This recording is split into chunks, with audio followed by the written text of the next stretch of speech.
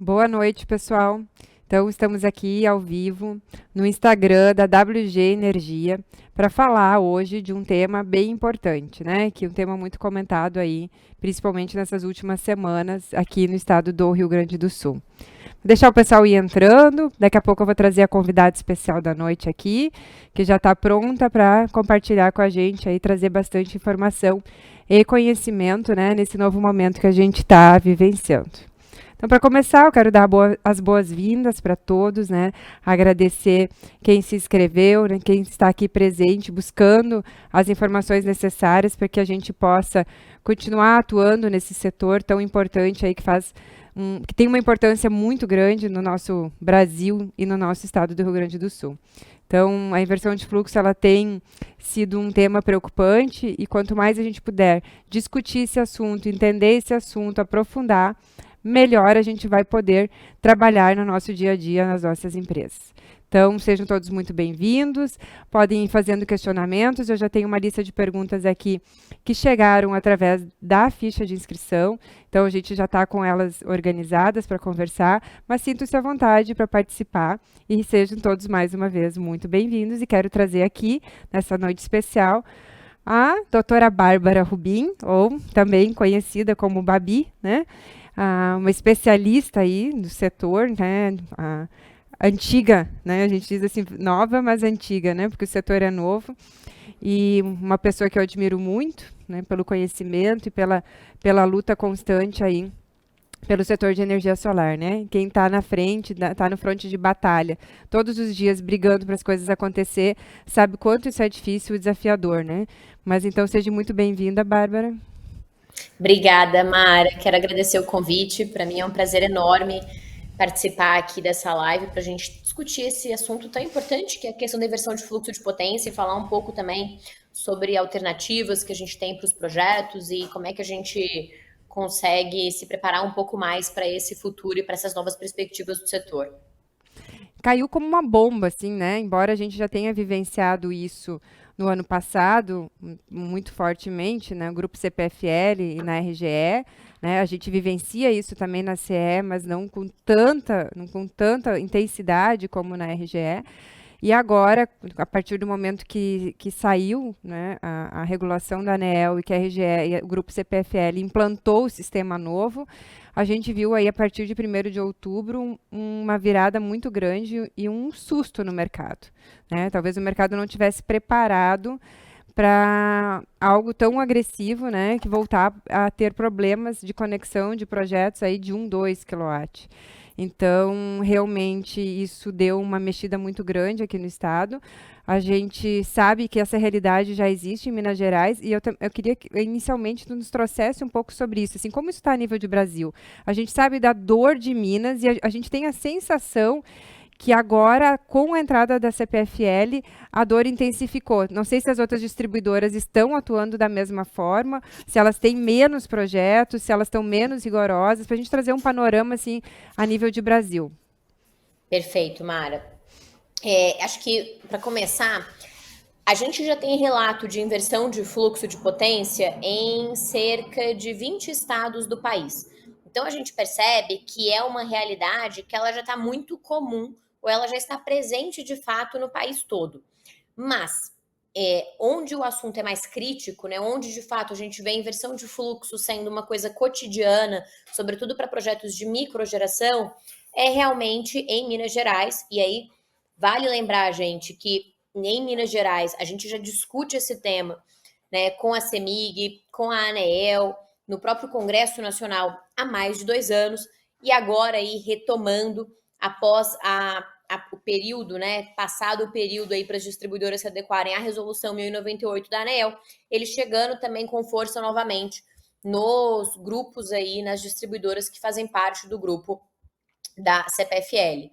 Então, acho que isso é uma realidade, mas eu acho que tem uma característica importante para a gente falar, Mara, que eu até tenho discutido isso com alguns alunos e com alguns clientes, que o que a gente percebe? Que a inversão de fluxo, ela é um problema que tem cada vez mais criticidade naquelas áreas de concessão em que a geração distribuída já passou 7% de penetração.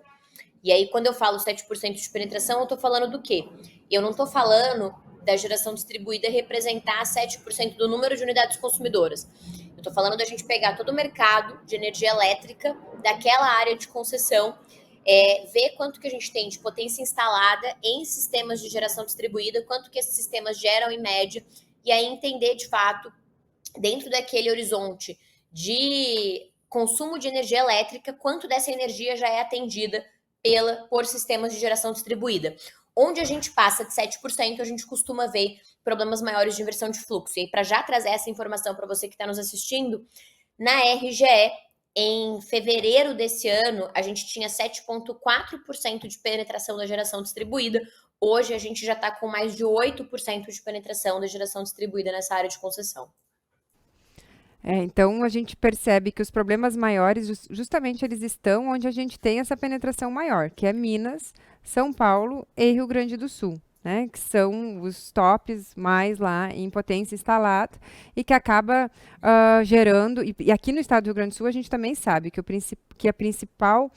O grande volume de conexões, né, de usinas e de potência de instalação está na área de concessão da RGE, muito mais do que na área de concessão, por exemplo, da CE Equatorial. Então, isso acaba gerando esse grande número aí de análises com inversão de fluxo. E aí, falando assim, eu digo que a gente tem 3 cenários, né? Um é como lidar com a inversão de fluxo com esses retornos, né? A gente tem depois o cenário de como trabalhar nesse novo momento e depois o cenário das novas alternativas. Mas para a gente começar pelo cenário caótico, assim, entrei no site de projetos e estou lá com uma inversão de fluxo que eu não considerava que ela fosse acontecer, né? Estou com aquela situação agora. E aí eu recebo lá um relatório que vem de 5, 6, 7 páginas com alternativas. E a gente sabe que nem sempre essas alternativas vêm de maneira completa, né, com todas as opções. E eu gostaria que tu trouxesse um pouco mais sobre isso para a gente entender como que a gente procede para analisar essas respostas e quais são as alternativas que a gente tem para estar solicitando uma revisão dessa análise ou para entender se realmente tudo foi levado em consideração. Perfeito. Antes de entrar na sua pergunta especificamente, Mara, quando você estava falando, isso me lembrou de uma coisa muito importante, que é o seguinte: a maior parte dos integradores com quem eu converso, eles realmente não estão ainda preparados para inversão de fluxo de potência. E aí, quando eu falo preparados, o que eu estou dizendo? Eu não estou falando só do conhecimento técnico para rebater a inversão de fluxo, ou de fato entender essa realidade, entender o que ela significa. Eu estou falando, antes disso, de adequar as suas propostas, de adequar a prática comercial, de adequar os próprios contratos da empresa para essa nova realidade de inversão de fluxo. Para quê?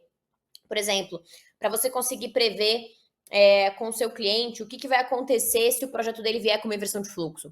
Né? O que ele vai ter que te pagar do que você já fez, do que você já trabalhou para ele, ou você vai ter que devolver um dinheiro, não vai? Como é que vai ficar os equipamentos? Eles já foram comprados, eles serão comprados no futuro? Então, assim, tudo isso é uma nova realidade de fato, que é muito importante que os integradores eles saibam lidar e eles se preparem para lidar com ela. E a gente tem visto muita gente que ainda não fez essa adequação. Então, isso é muito importante. Então, e aí, falado isso, né, dito isso, beleza, recebi meu orçamento de conexão, ele está com inversão de fluxo de potência.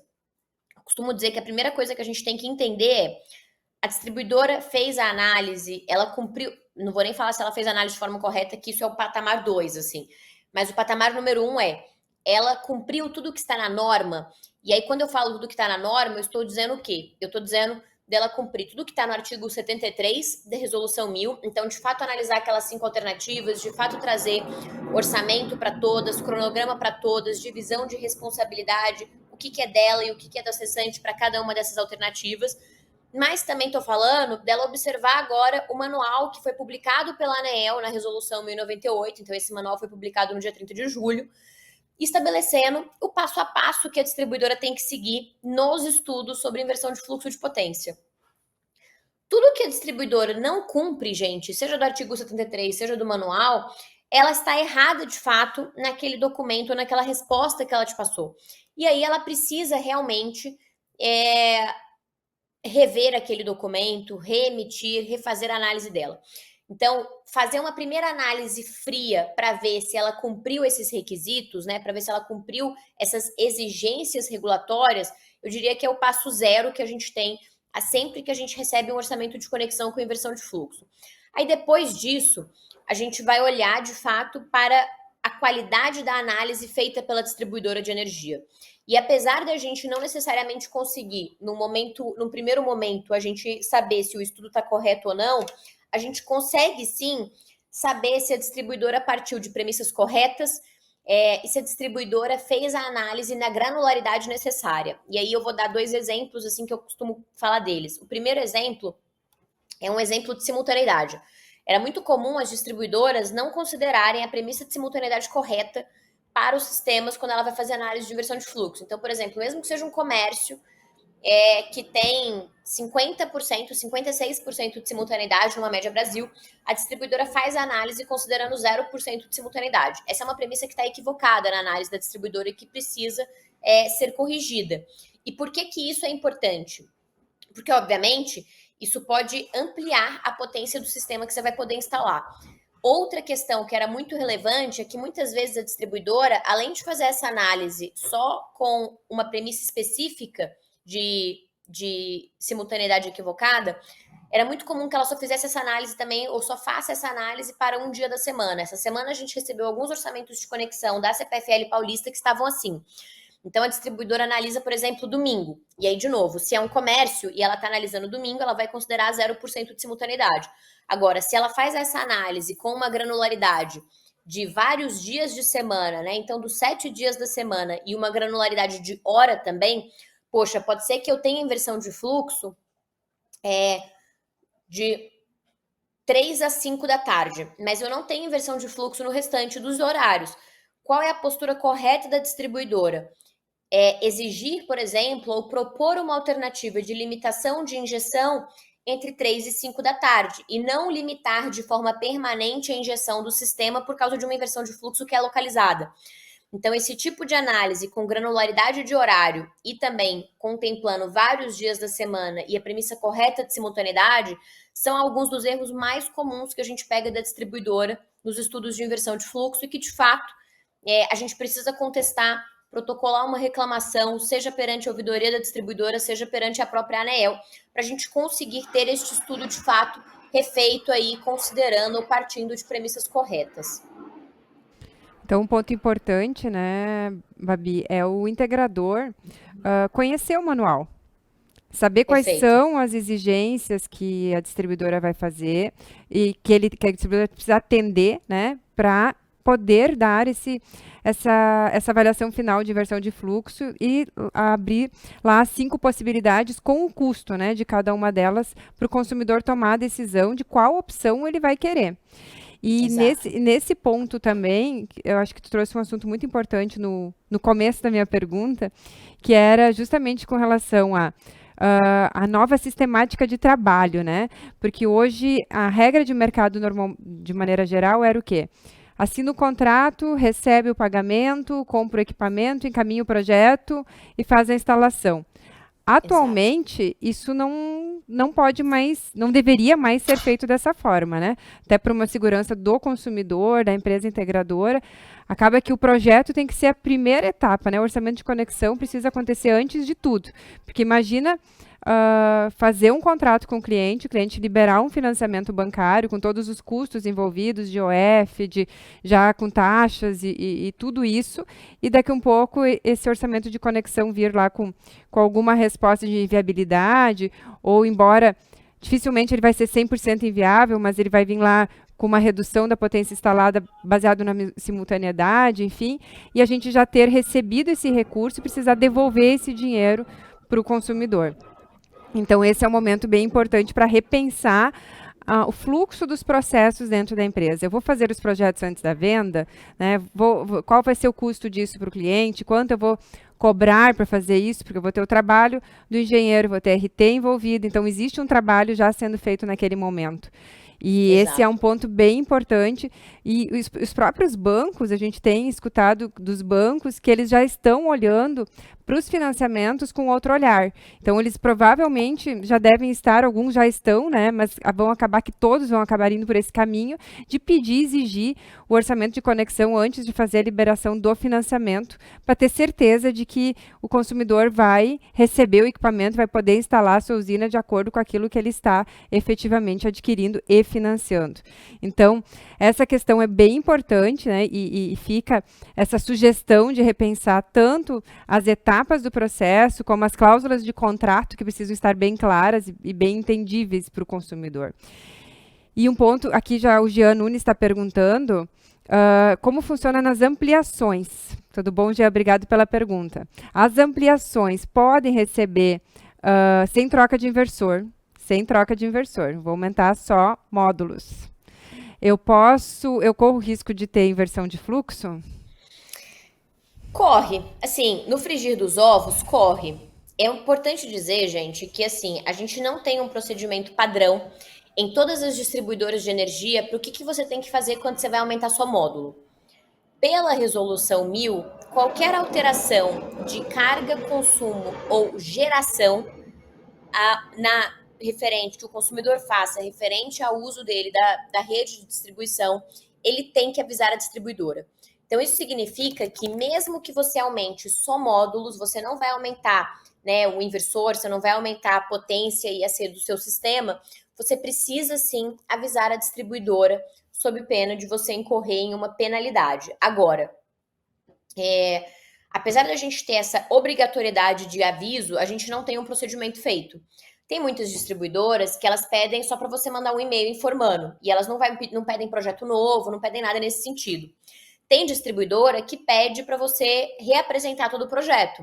E aí, nessa de reapresentar o projeto, pode ser sim que a potência adicional que você vai querer, né, ou a nova configuração daquele projeto que você quer conectar na rede, ele volte com uma inversão de fluxo de potência. Até porque é importante a gente lembrar que a inversão de fluxo de potência, ela é um fenômeno que está muito associado, de fato, a geração de energia, né? Então, ao megawatt-hora ou quilowatt-hora e não ao quilowatt, porque é exatamente o fluxo da eletricidade na rede que caracteriza essa questão da inversão de fluxo de potência.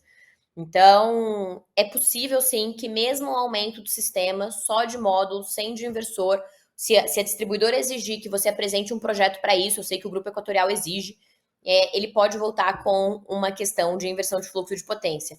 Bárbara, então eu decidi que eu não vou avisar a distribuidora, eu vou só aumentar os módulos e dane-se. Posso fazer isso? Bem, cada um aí com o seu sistema, né, gente? Cada um aí com suas decisões. Mas é importante que a gente fique claro que se a distribuidora pegar de fato esse aumento de módulos, ela pode suspender o fornecimento de energia elétrica daquela unidade consumidora. Isso está, inclusive, previsto no artigo 355 da Resolução 1000. Então, eu tenho visto, fico alerta, na CPFL Paulista, a distribuidora estava fazendo algumas vistorias posteriores, ou seja, o sistema é conectado, já passou por vistoria, e aí a distribuidora estava fazendo vistoria por drone, exatamente para verificar aumento de módulo.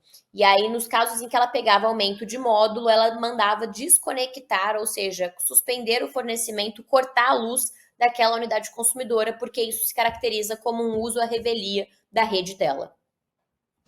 E agora, com essas mudanças todas, isso deve acabar sendo mais comum, né? Vai sim, em algum momento, acontecer a fiscalização, por isso que é a importância de seguir o que manda a regra, né? De seguir o que manda a regulação. Então, esse também é um ponto bem importante. Bom, até porque, Mara, desculpa, só fazer um complemento aqui, que é assim, vale lembrar, gente, que o seu cliente, ele não é um especialista nesse assunto. O especialista nesse assunto é ou deveria ser você. Então, mas o cliente pediu. Mas quem executou foi você. A RT é sua. Né? Então, tenham muito cuidado mesmo nessa relação toda aí, nessas horas de buscar essas sapequices que eu sei que às vezes o pessoal acaba fazendo. Muito importante essa informação. Babi, e eu analisei a resposta da distribuidora. Ela atendeu, fez todos os orçamentos, deu todas as alternativas. Mesmo assim, não viabilizou, né? Não foi possível, enfim. O que que eu faço a partir de então, né? Eu registro, eu ainda tenho dúvida se aquela informação, a gente não tem como ter certeza se a análise dela está correta, né? Porque vem lá um estudo de fluxo, enfim, a gente pode verificar também se todos os circuitos em torno foram analisados, mas a partir dessa reprova, né? Ou a partir até da dúvida de que não veio completa as respostas, eu vou para onde? Eu vou para a ouvidoria da distribuidora, eu vou direto para a ANEEL, eu vou para o Reclame Aqui, né? Que caminhos o integrador pode tomar para buscar os seus direitos e conseguir realmente ter uma resposta completa e segura daquela solicitação do orçamento de conexão. Perfeito. Eu sempre gosto de recomendar dois caminhos específicos, né? Assim, acho que tem vários, o Reclame Aqui, que você citou, é um bom, mas eu gosto muito de recomendar o consumidor.gov.br como uma plataforma para fazer reclamação, sobretudo se o consumidor for pessoa física. A gente vê que as distribuidoras muitas vezes acabam observando mais as reclamações do consumidor do que as da própria ouvidoria. Então, esse é um bom caminho. E o outro é você fazer a reclamação direto na ouvidoria da ANEEL.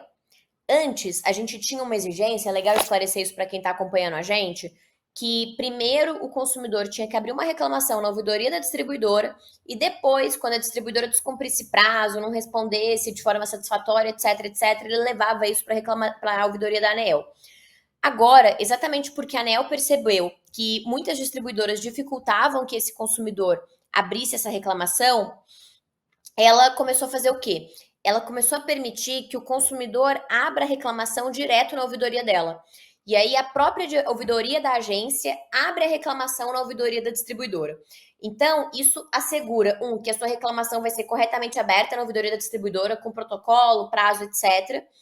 E dois, se a ouvidoria da distribuidora não cumprir o prazo de resposta, automaticamente a sua reclamação já está na ANEEL. Então, o seu prazo de resposta da ouvidoria da ANEEL já começa a contar. Então, são alguns caminhos aí que a gente tem utilizado de fato. Bárbara, tem como saber se o estudo da distribuidora está 100% correto?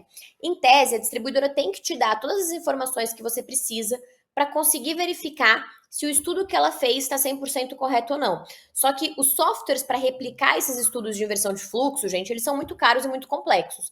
Então, não é uma prática usual, digamos assim, cotidiana, que a gente consiga realmente replicar esse tipo de estudo aqui, tá?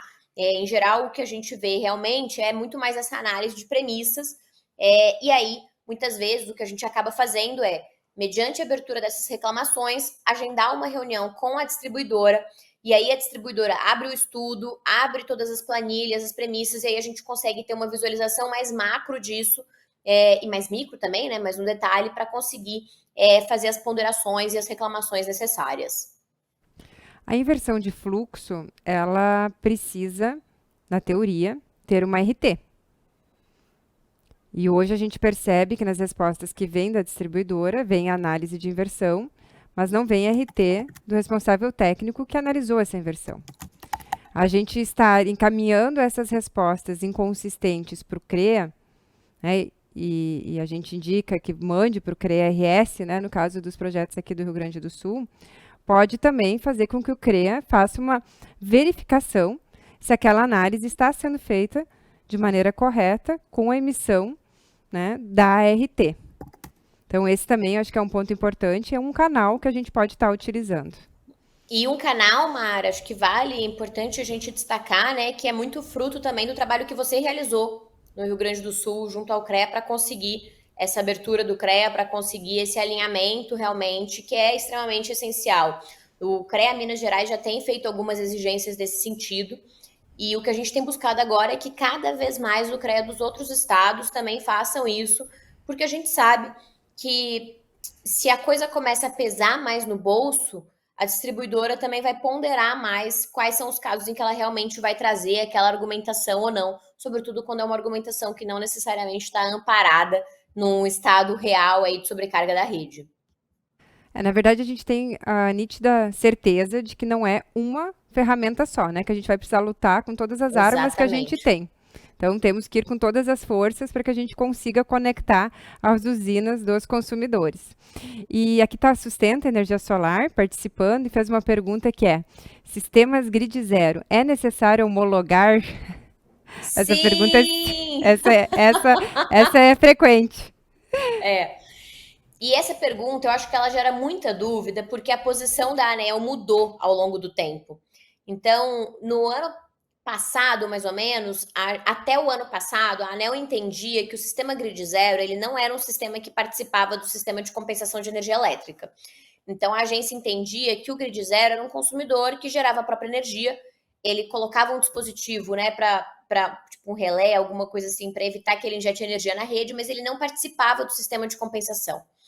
O que aconteceu? E aí, se ele não participava do sistema de compensação, ele não tinha que ser homologado como participante desse sistema.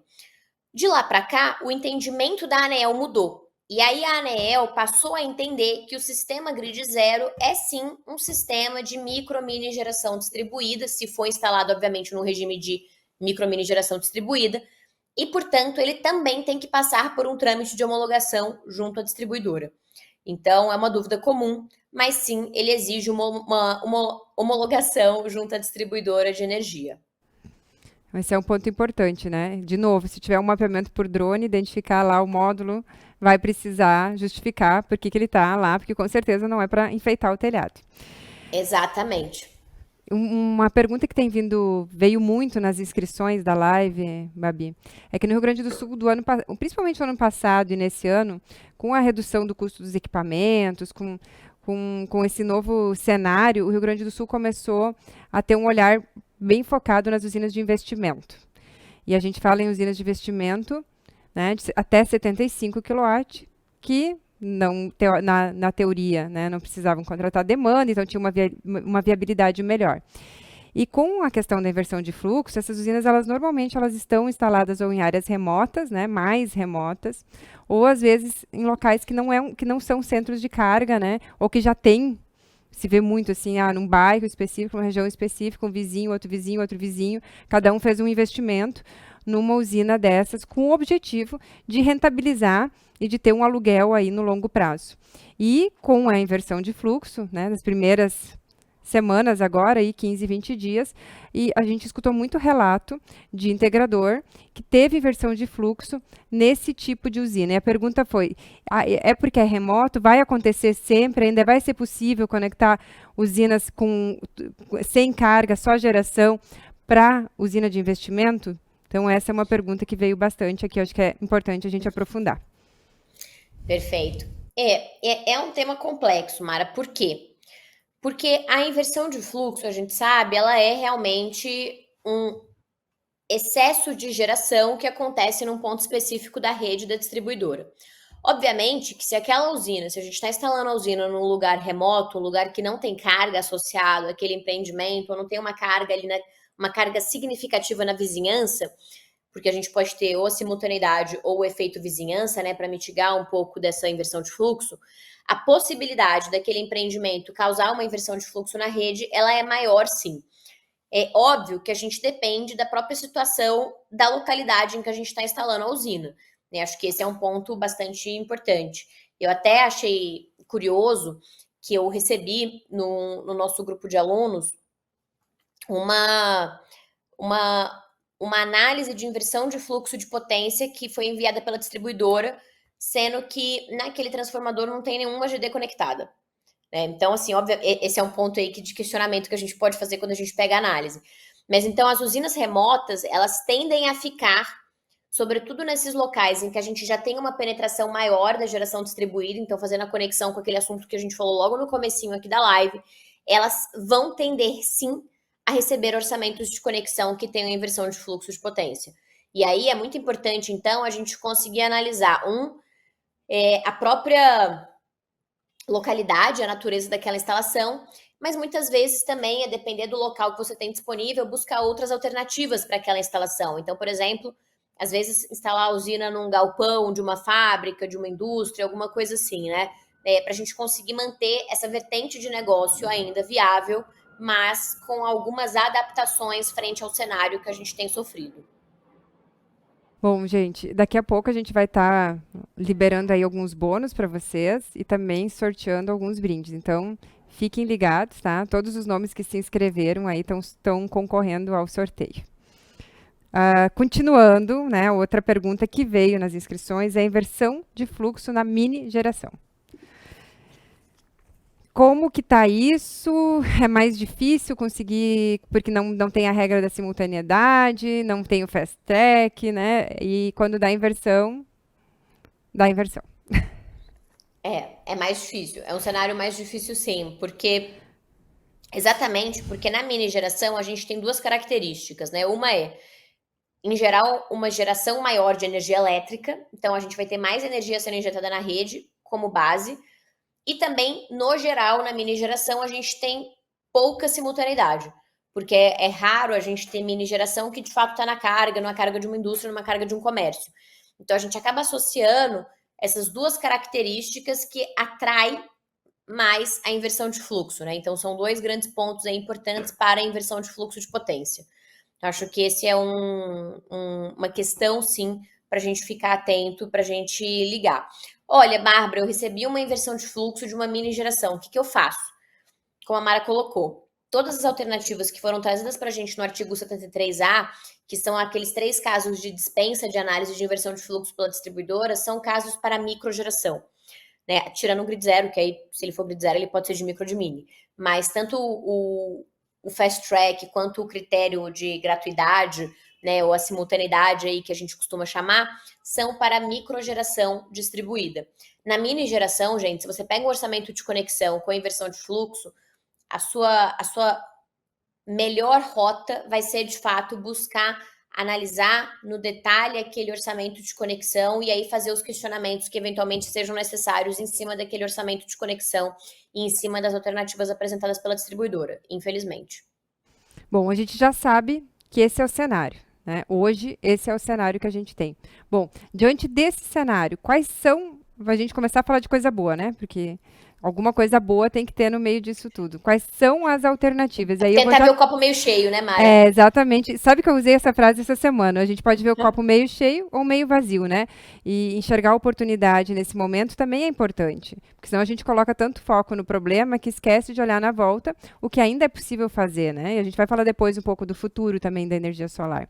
Mas a pergunta do Gabriel aqui, ele já está entrando na questão da fórmula, né, da equação apresentada pela ANEEL, e a pergunta dele já é mais complexa. A gente nem falou da equação ainda, mas acho que a gente vai falar da equação e depois vai falar da pergunta dele, que é se dentro da equação se aplica também os sistemas com baterias, né, híbridos, se eu posso complementar a parcela que eu não consegui gerar pela equação com as baterias.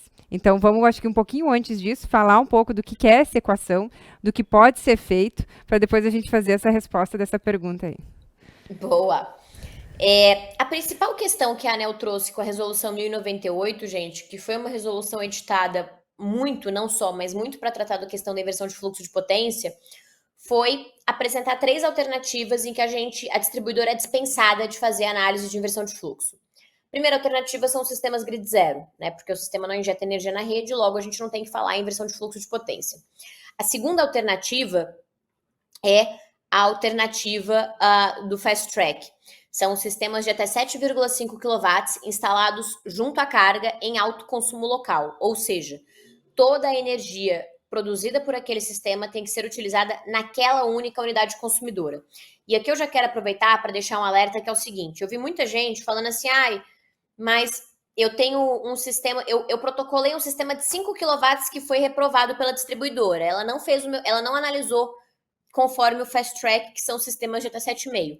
Só que para a distribuidora analisar conforme o fast track, você precisa ter assinado todos os formulários do fast track. Porque nesses formulários, o acessante ele se declara ciente de que ele não pode enviar nem receber excedentes. E ele também se declara ciente de que se ele trocar a titularidade dele, daquela unidade consumidora, ou se ele encerrar aquela unidade consumidora, os excedentes que ele tem, que eventualmente estejam nela, vão ficar presos nela. Ele não vai conseguir transferir. É uma exceção à regra de transferência de crédito mediante troca de titularidade. Então, se você apresenta um sistema menor que 7,5 junto à carga, mas você não assina esses formulários, a distribuidora não vai analisar isso como um fast track, tá? Acho que esse é um ponto importante.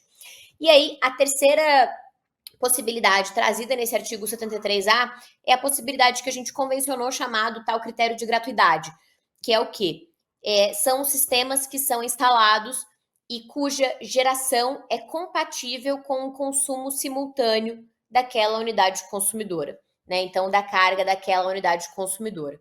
Então, acho que esse é um ponto bastante importante aí, bastante relevante. E aí, para apurar esse consumo simultâneo da carga, a ANEEL propõe uma fórmula, que é a fórmula que o Gabriel, né, possivelmente estava se mencionando. Essa fórmula está no parágrafo 1º do artigo 73A, e ela basicamente vai determinar qual vai ser a potência que você vai poder instalar com o seu sistema a partir da divisão do consumo daquela unidade consumidora em que você quer instalar pelo fator de capacidade. O fator de capacidade dado pela ANEEL para solar fotovoltaica é de 16%, multiplicado pelo número de horas do dia, que são 24, por 30 dias do mês. E aí, o resultado dessa divisão, a gente vai multiplicar pelo fator de ajuste regulatório, que é o quê? É o nível de simultaneidade. A agência publicou uma tabelinha com o nível de simultaneidade médio nacional, de acordo com cada tipo de consumidor. Então, numa média nacional, um consumidor residencial tem uma simultaneidade de 46%. Esse é o fator de ajuste regulatório que a gente aplica nessa fórmula. Se você tiver um cliente que tem um smart meter, por exemplo, um medidor inteligente, e ele for uma residência, mas ele tem uma simultaneidade mais alta que 46%, você pode pleitear para usar os dados do medidor dele para aplicar essa fórmula. E aí o resultado dessa equação é o que você vai poder fazer a instalação sem que a distribuidora analise a inversão de fluxo de potência. Então essas são algumas possibilidades aí que o artigo 73A trouxe. Poxa, eu fiz a minha análise, aí respondendo o Gabriel, né? Eu fiz a análise do artigo 73A, cheguei lá no critério de gratuidade que eu posso instalar um sistema de 25 kW. Posso usar a bateria para instalar o restante? Não tem uma resposta regulatória para isso, porque não está previsto. O que eu posso dizer para vocês, por exemplo, é a CEMIG não aceita. Por que a CEMIG não aceita? Porque ela entende que se o consumidor for pegar, se você for colocar a bateria para suprir o restante, por exemplo, dessa instalação, pode ser que em algum momento essa simultaneidade que a distribuidora considerou, vamos supor, de 46%, ela acabe sendo reduzida. É tipo o consumidor que fala, não vou nem falar da bateria, eu vou instalar um sistema de 10 kW e vou colocar o grid zero no restante que meu cliente precisa. Mas aí, aquela simultaneidade que te permitiu, entre aspas, colocar os 10 kW, ela não vai mais existir porque você está suprindo ela com o grid zero.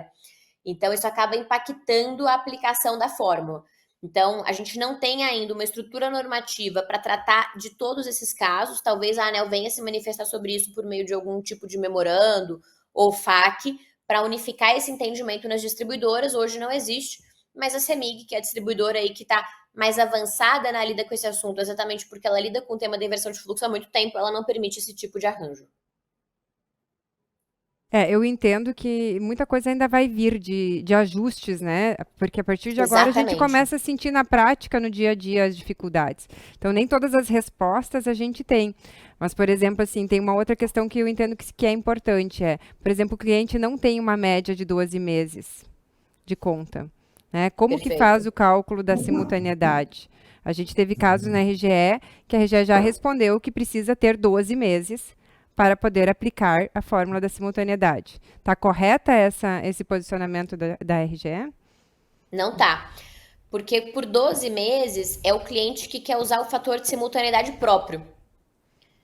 Se o cliente não tem 12 meses de conta, o que a gente vai fazer? A gente vai aplicar o fator de ajuste regulatório dado pela ANEEL, que é esse, é 46% para o consumidor residencial, por exemplo, para o comercial, se eu não me engano, é 64%, alguma coisa assim. Então, você não precisa ter 12 meses de conta para poder aplicar essa alternativa. O que os 12 meses de conta vão te permitir é aplicar um ajuste de simultaneidade próprio daquela unidade consumidora, e não o padrão que foi dado pela ANEEL.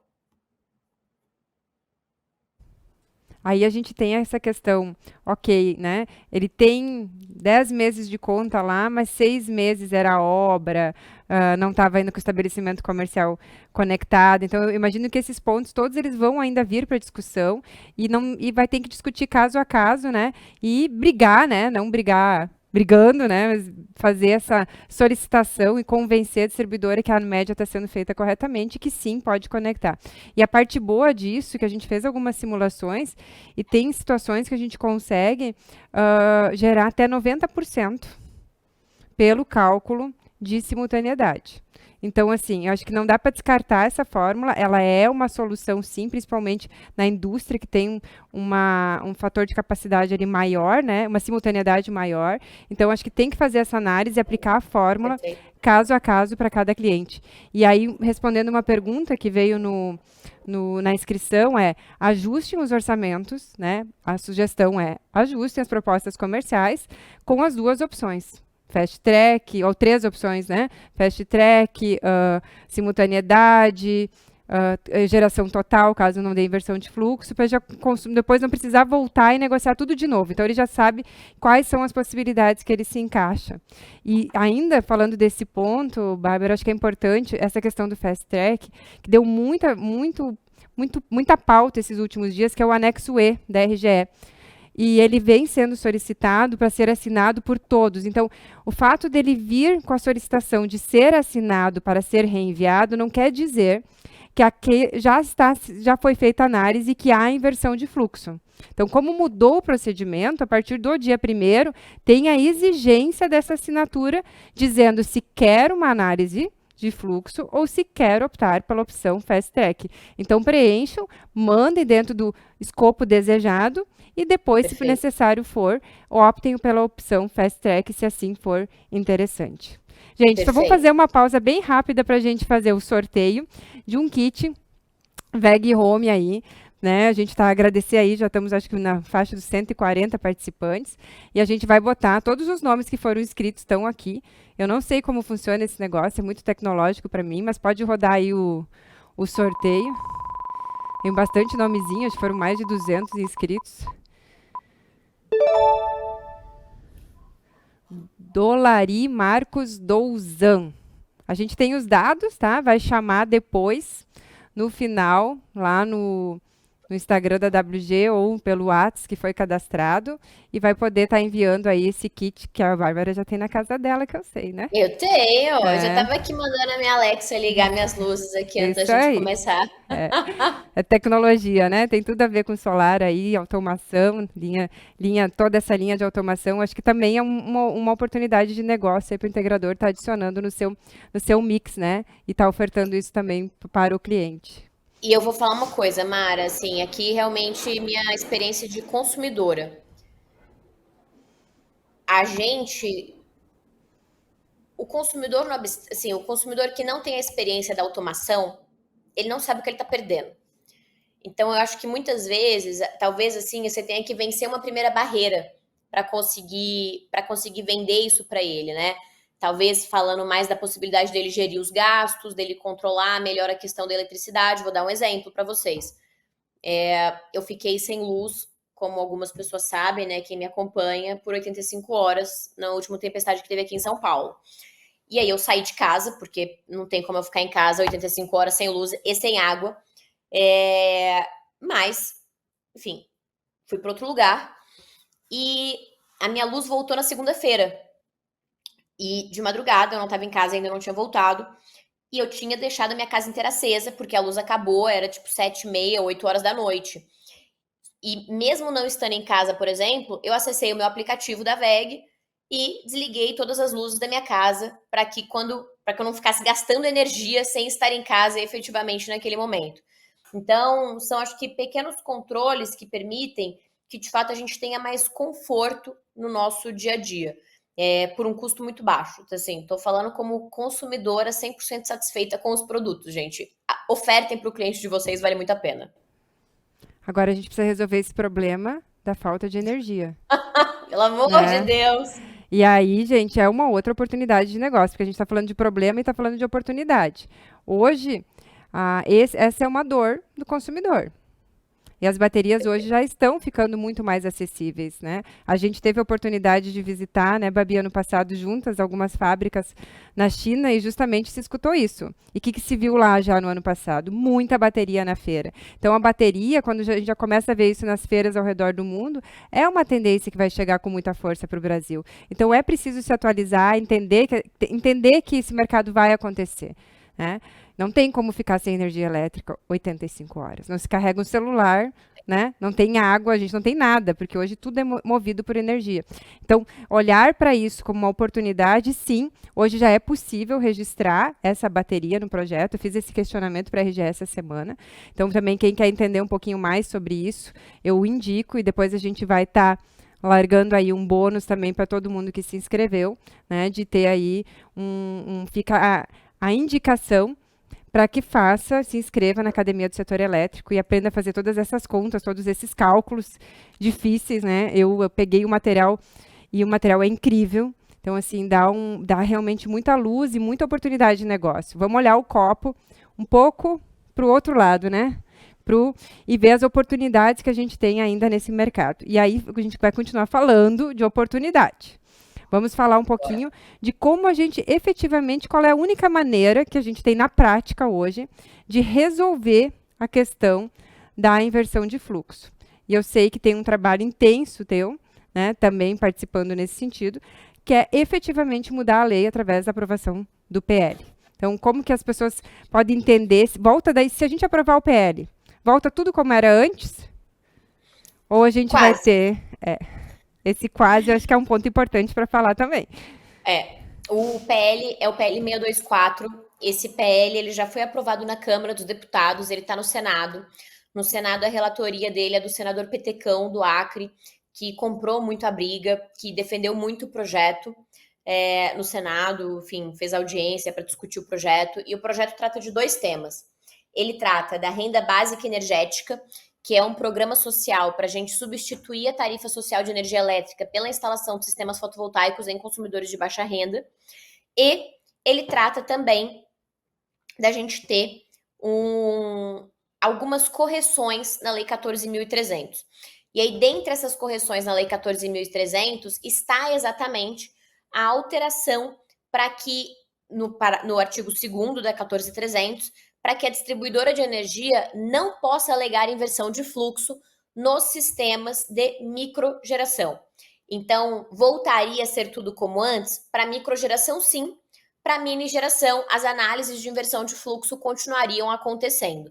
Mas, sem dúvida alguma, é um PL que ajuda muito o setor, é um PL que tem outras disposições também que são extremamente importantes, interessantes para a micro e a mini geração distribuída, como, por exemplo, de a gente poder transferir os créditos, né, que é o acumulado numa conta livremente.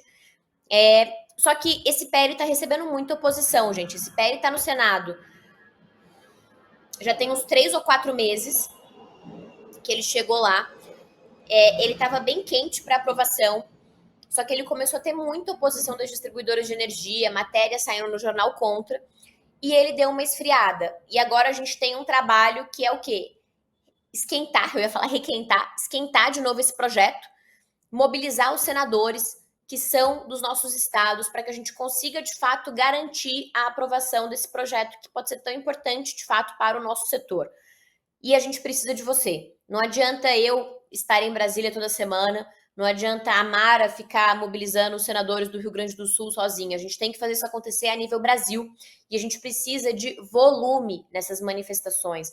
Então, quanto mais mensagens chegarem para esses senadores, por exemplo, falando da importância do projeto, dos impactos, do que o setor tem sofrido por causa das distribuidoras, maior é a chance que a gente vai ter de aprovação. Então, toda mobilização importa e a sua é essencial.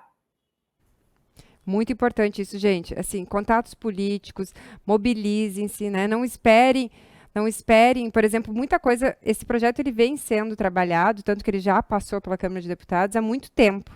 Então, não é uma coisa que aconteceu ontem, né? E talvez agora, porque a gente foi atingido diretamente aqui no Rio Grande do Sul, a gente começou a se preocupar e ter um olhar mais próximo disso. Mas esse Exato. movimento, se a gente talvez tivesse feito um esforço maior lá no ano passado, quando a gente teve uma sobrevida nessa questão da inversão de fluxo, a gente hoje poderia estar já com esse projeto de lei aprovado. Então, a importância de estar olhando o que está acontecendo no setor e de fazer essa movimentação, né, e não ficar esperando alguém fazer e muitas vezes ainda criticar quem fez, né? Então, assim, esse é um ponto também muito importante. É muito fácil fazer uma crítica quando a pessoa não faz lá um esforço para fazer as coisas acontecerem na realidade, na prática, como tem que ser. Então, fica também essa dica aqui para que todo mundo se mobilize e tem sim, cada esforço é importante.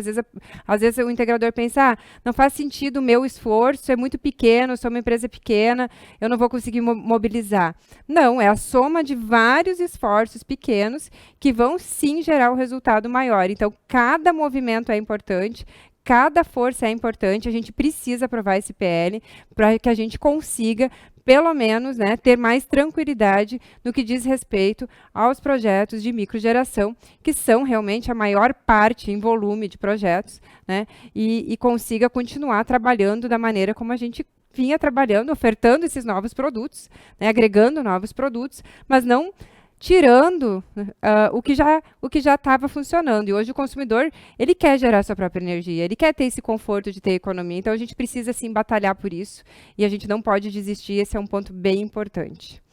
E Perfeito. trazendo isso, tem mais uma pergunta aqui, que é sobre o Sustenta Solar, Vinícius Alves, né? Ele quer saber do Fast Track, sobre o envio de crédito, se a distribuidora analisa, né, a inversão de fluxo, no caso do Fast Track, e se ele pode mandar créditos, né, ou não. Então, já foi falado antes, mas acho que dá para a gente reforçar aqui, que essa é uma opção. Quando Exato. fica à vontade aí para explicar mais uma vez, que a gente passou muito rápido aquele tema todo. O Fast Track, gente, ele é uma opção do consumidor. Nenhum consumidor ele é obrigado a aderir ao Fast Track. Eu quero instalar um sistema que tem 6 quilowatts. Você pode fazer a instalação do seu sistema, se ele for junto à carga, pelo Fast Track ou pela via normal. É uma opção sua fazer pelo Fast Track. Você não é obrigado, mas se você fizer pelo Fast Track, você não pode enviar aqueles excedentes de energia para outra unidade consumidora. Bárbara, mas é meu direito. Mas você escolheu renunciar a este direito em troca de não ter a análise da inversão de fluxo de potência acontecendo para aquele projeto. Uma coisa que você pode fazer, gente, é assim, olha, submete o projeto, se o cliente não quiser, submete o projeto sem ser pelo Fast Track. Se ele voltar com a inversão de fluxo, você submete ele de novo aderindo ao Fast Track. É uma possibilidade que você tem também, porque aí você tem uma gama mais ampla aí de soluções possíveis para atender aquele cliente. Mas, de novo, aderir ao Fast Track, não vou poder enviar excedentes de energia para nenhuma outra unidade consumidora. Saiba disso. Muito bom. Isso é importante, gente. O consumidor assina um termo onde ele está se responsabilizando por isso. Então, tomem Exato. cuidado. Inclusive, avaliem bem se vocês vão assinar esse termo por procuração ou se vão pedir para o cliente assinar, né? Porque é, de novo, uma responsabilidade que a gente acaba assumindo para facilitar a rotina do dia a dia. A gente acaba fazendo as coisas por procuração, mas é um termo que eu entendo e sugiro que seja o próprio cliente que assine, né, para que ele esteja ciente da decisão que ele está tomando, porque daqui a pouco, no futuro, ele mesmo encaminha uma solicitação de envio desses créditos, ele procura uma outra empresa para fazer, e aí temos esse problema aí que a gente precisa se proteger para isso, para ter longevidade nos nossos negócios. Perfeito.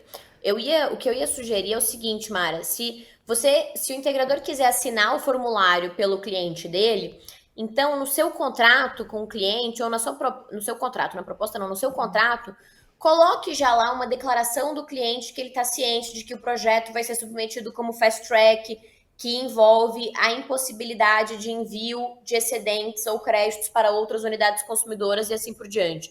Porque aí, se no futuro ele for reclamar, você vai falar, mas aqui no contrato que você assinou comigo, você estava ciente disso e de que eu ia assinar esse termo por você. Assim, gente, se proteger nunca é demais.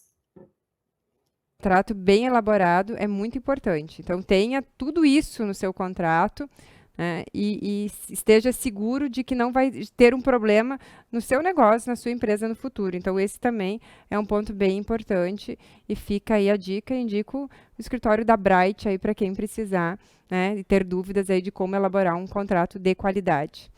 A gente Perfeito. vai ter aí um bônus na sequência, né? Mas eu vou fazer uma pergunta aqui. Agora uma pergunta, acho que assim, um pouco mais bola de cristal, né? Um pouco bola de cristal, né? E um pouco dentro das possibilidades, dentro desse cenário, né, que está difícil. A gente recebeu essa mudança, embora a gente sabia, né? Teve a resolução, teve os 60 dias, mas muita gente não acompanha, não lê, não se forma, não estuda e acaba sendo surpreendido com uma mudança, como aconteceu aqui na RGE, ou então não acreditava que isso de fato fosse acontecer. E hoje, dentro desse cenário que a gente está vivenciando, né, o que fazer para reverter essas dificuldades e continuar vendendo no teu ponto de vista, assim? Porque a pergunta que eu mais tenho escutado desde o dia primeiro é: e agora?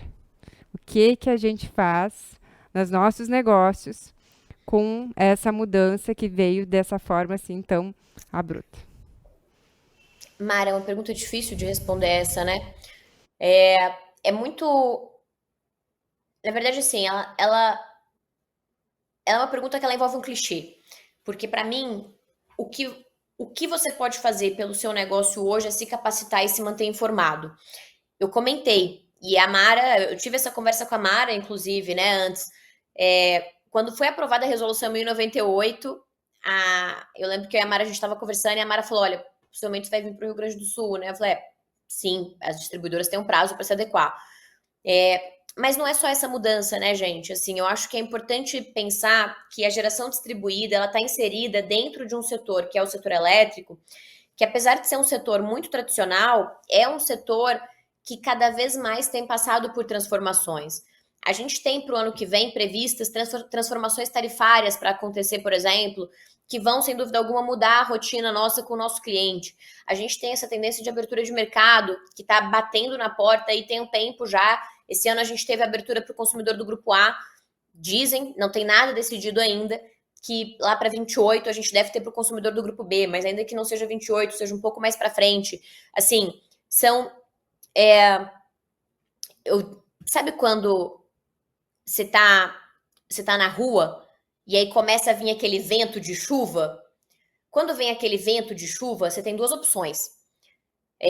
Você pode ou comprar um guarda-chuva ou ir para um lugar coberto. Se você escolhe continuar andando na rua sem comprar um guarda-chuva e escolhe não entrar num lugar coberto, você escolheu se molhar. Então, quando a chuva vier, não dá para você falar assim: eu não sabia que a chuva estava vindo, porque, meu Deus do céu, me pegou de surpresa. Não, você sabia. Aqui é a mesma coisa do nosso setor, gente. O vento da chuva, o vento das mudanças, ele tá batendo, ele já tá chegando, assim, tá se batendo aqui no meu rosto agora enquanto eu falo, né? Porque eu disse, tem um monte de coisa anunciada para o setor elétrico. E o que eu sinto é, porque elas não estão previstas para acontecer literalmente amanhã, as pessoas não se preocupam. Né? Essa questão da inversão de fluxo de potência. Gente, a gente tá. E aí eu achei engraçado, porque eu recebi vários comentários na minha caixinha falando assim: nossa, não tô vendo você falar nada da inversão de fluxo, não tá mais engajada, não sei lá o quê. E a minha resposta foi: gente, eu tô falando disso tem 2 anos. Só que, com o perdão da expressão, como essa água não tava batendo na sua bunda, você não tava ouvindo. Né? Mas assim, tem 2 anos que o setor tá discutindo isso. Então, assim, como é que uma empresa que trabalha no setor, que tem 2 anos que está vendo o vento bater, os colegas de outros estados falarem de inversão de fluxo, fica 2 anos sem se preparar para um cenário em que isso pode chegar na sua área de concessão, pode chegar no seu estado. Então, a gente tem que estar mais atento às coisas que acontecem no setor e a gente tem que buscar, de fato, se capacitar e antever. Vou dar um exemplo: armazenamento de energia, questão da bateria. Gente, se eu não tenho aqui agora, né, assim, nessa live, mas se a gente colocasse para vocês um gráfico da queda de preço do módulo fotovoltaico e um gráfico da queda de preço do armazenamento de energia, vocês não saberiam diferenciar qual que é qual. porque o movimento tem sido muito semelhante entre eles. E a curva de adoção será muito semelhante também, eu tenho certeza, porque é o que a gente vê em outros países. Mas eu tenho muita certeza também que a maioria de vocês só vai deixar para trabalhar com isso quando o payback de um sistema com bateria for 4 anos. Sendo que hoje já é 7, 8 anos, por exemplo. Extremamente viável, muito melhor do que o payback em 80% dos países do mundo. Então, eu acho que eu falei isso outro dia no meu Instagram, eu vou repetir aqui. Quem escolhe não se capacitar no nosso setor hoje, né, não ficar atento nas discussões regulatórias, não acompanhar as discussões das associações, não acompanhar o que está acontecendo em outros locais referentes ao setor em que a gente trabalha, está escolhendo expor a sua empresa ao risco de não existir mais, num cenário muito curto. Porque não tem muito mais o que a gente fazer.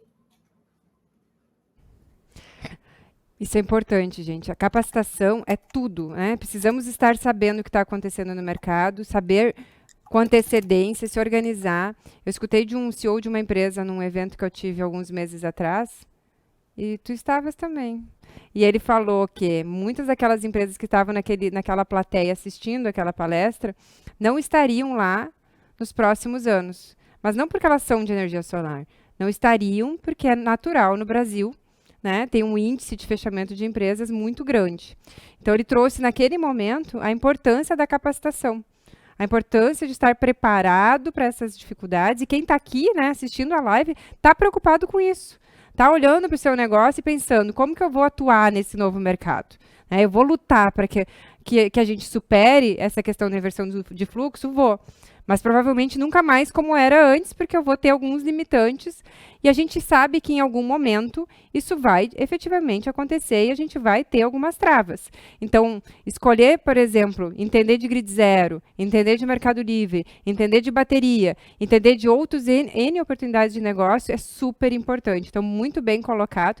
E assim, às vezes a gente precisa sentir a dor para a gente mudar. É difícil a pessoa mudar sem sentir uma dor. Então, esse é o momento que todos estamos sentindo a dor e a dor da necessidade da mudança. Gente, eu vou liberar aqui um cupom, tá? Para vocês que estão assistindo a live de desconto. Vou botar na tela aí. Então, não sei como faz, mas acessa lá o Instagram da WG, né? E fala que tem esse cupom aí, que tá aí o códigozinho, e vai ter um desconto especial na compra dos kits. E também, no final da live, a gente vai estar liberando para vocês um link. Volta aí para mim. Vai estar liberando para vocês um link da Academia do Setor Elétrico. Gente, assim, ó, eu super recomendo. Eu participo ativamente das aulas, é riquíssimo em termos de informação. Então, vai ter um link também disponibilizado para vocês aí estarem se capacitando. Bom, passamos aí 1 hora já, né? E eu quero agradecer a todos que estão aqui todo esse tempo escutando isso, dizer que a WG está disponível. Podem nos chamar para tirar dúvidas, no que a gente puder auxiliar o integrador no dia a dia, a equipe vai estar auxiliando, respondendo as dúvidas. Não entendi o Fast Track, não entendi como calcula a simultaneidade, não entendi a média dos 12 meses. A gente está aqui para fazer esse acompanhamento, esse auxílio, né? Lembrando que a WG é distribuidor da WEG a nível de Brasil, né? Então, estamos aqui ao lado do integrador. E também dizer para vocês que aproveite essa oportunidade de se atualizar, entrem lá na academia e façam a sua inscrição, que é uma oportunidade única de capacitação. E a live não é para vender curso e não é para vender kit. A live é para trazer informação e conhecimento. A oportunidade está aí. Quem quiser aproveitar, a gente está dando ela aí como uma oportunidade, está acessando, conhecendo lá, com valores e preços promocionais para quem está assistindo essa live. Babi, quero te agradecer profundamente, né? Eu sei que a noite não é só de boas notícias, mas a vida não é só de boas notícias. E a gente tem que aprender que é na dificuldade, muitas vezes, que a gente precisa se reinventar e crescer. Então, a oportunidade está aí e a dor também. Agora, cabe a gente olhar se o copo está meio cheio ou meio vazio e aproveitar elas e seguir em frente. Muito obrigada. Obrigada a você, Mara. Obrigada, WG, também pelo convite. Para mim é sempre um prazer falar sobre o nosso setor. Obviamente que a gente prefere dar notícias melhores, mas como você colocou, Eu sempre costumo falar, Mara, que eu trabalho nesse setor tem mais de 12 anos que eu estou no setor, especificamente de GD, e tem pelo menos 10 anos que todos os anos eu ouço que o setor vai acabar. E o setor nunca acabou, né? Pelo contrário. Então, o setor também não vai acabar agora. O que vai acontecer é ele vai ficar cada vez mais complexo e ele vai se transformar cada vez mais. E isso não é ruim, porque isso permite que a gente tenha, de fato, uma melhor seleção das empresas que continuarão operando no setor. Mas para a gente poder ser uma dessas empresas, a gente precisa estar à frente dessas mudanças, né? Quem chega primeiro bebe água limpa. Então tá, gente, muito obrigada e uma ótima noite a todos.